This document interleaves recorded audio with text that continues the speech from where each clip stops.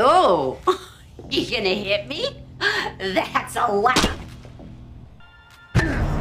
Every quiet man's outburst is accompanied by a bloody killing. Lester finally let loose 20 years of pent-up resentment. He kept swinging the hammer at his wife's head. This woman had humiliated him almost every single day. In her eyes, her husband was a total loser. Only when everything fell silent did Lester realize he was doomed. It was his first murder, and he had no idea how to dispose of the body. So he immediately called the hitman he'd met that day. Matt said he could be at the scene in 10 minutes. But after hanging up, Lester took out a shotgun. He planned to kill Matt and stage a home invasion robbery. By framing Matt for his wife's death, Lester could get away with it. Once the evil in a man's heart is unlocked, there's no going back. Just then, a knock came at the door. But it wasn't Matt, it was the town sheriff. Jack had come to investigate a serial murder case. One of the victims had been Lester's enemy. Lester tried to lie to gain the sheriff's trust, but the blood on the floor gave him away. Sensing danger, Jack quickly drew his gun and aimed at the suspect. He then followed the blood trail to the body in the basement. Just as Lester fell into despair, the hitman appeared.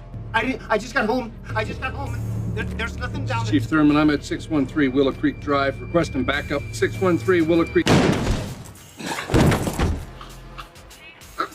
Matt shot the sheriff 3 times in the chest. After confirming the target was dead, the killer left. Lester now had 2 bodies to deal with, but he was running out of time. Police backup would arrive in just 2 minutes. Then a poster on the wall gave Lester an idea. He threw himself against the wall with all his strength. When the patrol officers arrived, they only saw 3 people lying on the ground. Meanwhile, a speeding car near the town exit caught a patrolman's attention. John immediately turned on the siren, stopped the car, and ordered the driver out. The officer never guessed the ordinary man in front of him was the sheriff's killer. Matt told John not to cause trouble for himself. Just then, John's daughter spoke over the radio. Matt didn't want to kill anyone right now, so he warned John again.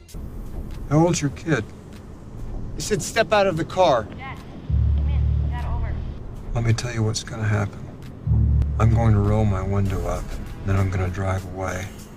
And you're gonna go home to your daughter, and every few years you're gonna look at her face and know that you're alive because you chose not to go down a certain road on a certain night. That you chose to walk into the light instead of into the darkness.